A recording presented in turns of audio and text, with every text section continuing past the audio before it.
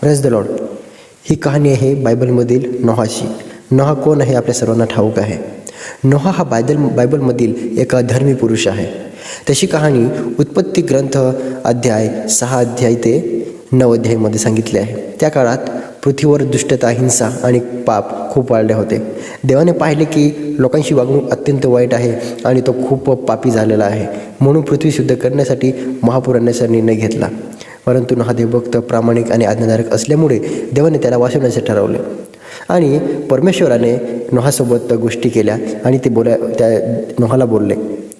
नोहाला सांगितले की एक मोठे जहाज तयार कर. आणि त्याची साईज देवाने सांगितली.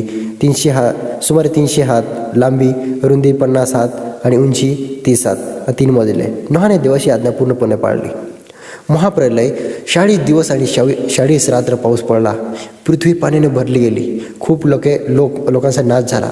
जहाज पाण्यावर तरंगत राहिले. नोहा, त्याची कुटुंब, पत्नी, 3 मुले, शेम, हाम, यफेत आणि त्याची पत्नी वाचले. पाणी कमी झाल्यावर नोहाने प्रथम कावडा आणि नंतर कबूतर असे सोडले.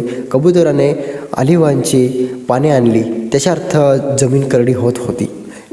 पाणी पूर्ण झाल्यावर देवाने नोहाशी करार केला आणि म्हटला, मी पुन्हा कधीही पृथ्वीला अशा प्रकारे नाश करणार नाही. कारण देवाने पाहिले होते मनुष्याच्या मनामधून येणारे प्रत्येक विचार हे वाईट आहे हे देवाने पाहिलं होतं.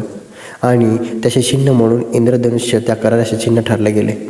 आणि आज जर आपण पाहिलं तर नोहाच्या या संदेशावरून आपण आज्ञाधारकपणा कसे राहावे, विश्वासूपणा कसं ठेवावं आणि धैर्यामध्ये कसे राहावे, देवाचे न्याय आणि कृपा कशी असते आणि एक नवीन जीवनाची सुरुवात हे आपल्याला नोहा आपल्याला सांगत आहे. जग कितीही वाईट झाले तरीही देव विश्वासू लोकांना विसरत नाही. नोहाप्रमाणे आपणही विश्वासाने चाललो तर देव आपल्यासाठी नक्की मार्ग उघडतो. त्यासाठी देवावर विश्वास करणे गरजेचं आहे. परंतु त्या पापी लोकांसारखं नाही तर नोहासारखं जीवन जगणे खूप महत्त्वाचं आहे. प्रत्येक भाऊ आणि बहिणीला विनंती आहे की देवावर विश्वास ठेवा. देव तुम्हाला आशीर्वादित करो. आमेन.